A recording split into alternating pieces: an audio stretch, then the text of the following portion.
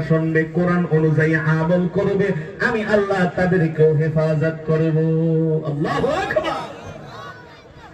এই কোরআন বিশ্ব নবীর উপরে নাযিল হয়েছেন। আল্লাহর নবী যেমন করে নিজেও কোরআনের তেলাওয়াত করতেন, সব সময় অন্যের জবানেও কোরআন শুনতে ভালোবাসতেন। আল্লাহু আকবার।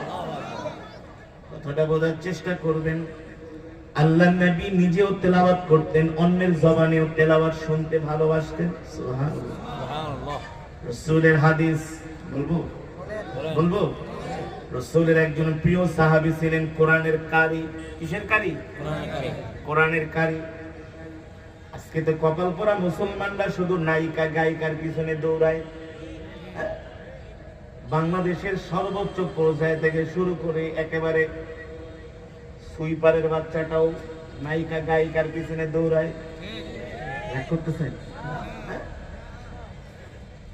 আপনি একটা বস্তির মধ্যে যা জিজ্ঞেস করবেন বাংলাদেশের নায়কের নাম কি, কয়ে দিব সাকিব খান। কিন্তু জিজ্ঞেস করবেন বাংলাদেশের সবচেয়ে বড় আলেমের নাম কি, জিন্দিগি তো বলতে পারবো না। কথা কোন বাস্তব নাকি অবাস্তব? আমি অবাস্তব কোনো বয়ান করি না, অবাস্তব কথাও বলি না। বর্তমান সামাজিক প্রেক্ষাপট বাস্তবতা নিয়ে। আপনি একটা রিকশাওয়ালা ভাইকে জিজ্ঞেস করবেন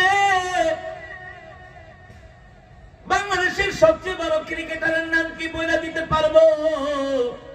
যদি জিজ্ঞেস করেন বাংলাদেশের কোরআন প্রতিযোগিতায় দুবাইতে ফার্স্ট হয়েছে, নাম কি, জীবনও বলতে পারবো না। ঠিক কিনা বলেন?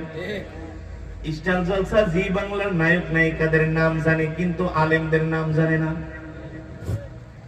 2017 সনে আমি যখন মালয়েশিয়াতে গিয়েছিলাম একটা রাষ্ট্রীয় প্রোগ্রামে, সে দেশের স্বাধীনতা দিবস মাদ্দেকাতে কোরআন তেলাওয়াত করার জন্য, মালয়েশিয়ার রাজধানী হান্তুয়াতে একটা মসজিদ আছে, মসজিদ আল বুখারী নাম করা মসজিদ, ইমাম বুখারীর নামে। সেই মসজিদে আমি জুমার নামাজের ইমামতি করেছিলাম, তেলাওয়াত করেছিলাম।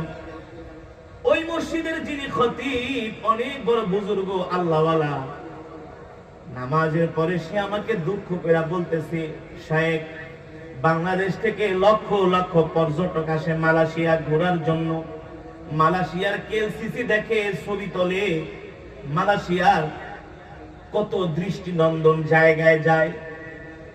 মালয়েশিয়ার এক একটা পর্যটন জায়গায় যায় তারা ঘোরে, দিনের পর দিন, রাতের পর রাত, সপ্তাহের পর সপ্তাহ তারা মালয়েশিয়ায় ভ্রমণ করে। কিন্তু দুঃখের বিষয় হলো, ওই সমস্ত মুসলমানদের তো উচিত ছিল যেমন করে মালয়েশিয়াটাকে ঘোরা, তেমন করে মালয়েশিয়ার মধ্যে বিখ্যাত বুজুর্গ কে আছে তার সাথেও দেখা করা। কথার মর্মটা বুঝছেন? আমি কথাটা শোনার পরে আমার মাথাটা পুরো হ্যাং হয়ে গেছে। বললোটা কি? বাংলাদেশ থেকে লক্ষ লক্ষ মানুষ আসে প্রতি বছর মালয়েশিয়ায় কেএলসিসি টাওয়ার দেখার জন্য, মালয়েশিয়ার সমুদ্র পেনাং শহর দেখার জন্য, মালাক্কা প্রণালী দেখার জন্য। দুঃখের বিষয়, তারা আইসা ওই সমস্ত ডিস্কো ক্লাবে নাচ গান করে, মদ খায়, ফুর্তি করে, কিন্তু আইসা তারা খোঁজে না যে মালয়েশিয়ার সবচেয়ে বড় বুজুর্গ আলেমকে, তার সাথে যে দেখা করি। চিন্তা করছেন? লোকটা আফসোস করে বলতেছে, এই হলো আমাদের মুসলমানদের অবস্থা। যেই কথাটা বললাম, আজকে আমরা কোরআন থেকে দূরে সরে গেছি, ইসলাম থেকে দূরে সরে গেছি। আল্লাহ তাআলা এই জীবনকে চলার জন্য আমাদেরকে একটা গাইডলাইন দিয়েছেন, গাইড বুক দিয়েছেন। তার নাম কি? আরে জোরে বলুন। ইয়াসিন ওয়াল কুরআনিল হাকিম। আল্লাহ তাআলা বিজ্ঞানময় কোরআনের শপথ করেছেন। আল্লাহু আকবার। এই কোরআন হলো একটা বিজ্ঞানময় কোরআন, বিজ্ঞানময় কিতাব। আল্লাহু আকবার। আজকে ইহুদি খ্রিস্টানরা যত কিছু আবিষ্কার করছেন, সব কিছু তারা কোরআন থেকে রিসার্চ করে করে, গবেষণা করে করে আবিষ্কার করছেন। ঠিক কিনা বলেন? আল্লাহর বান্দারা, আমি যেটা বলছিলাম, আল্লাহ তাআলা আল্লাহ নবীর উপরে কোরআন নাযিল করেছেন। যেমন করে নবীজি নিজেও কোরআন পড়তেন, অন্যের জবানেও কোরআন শুনতে ভালোবাসতেন।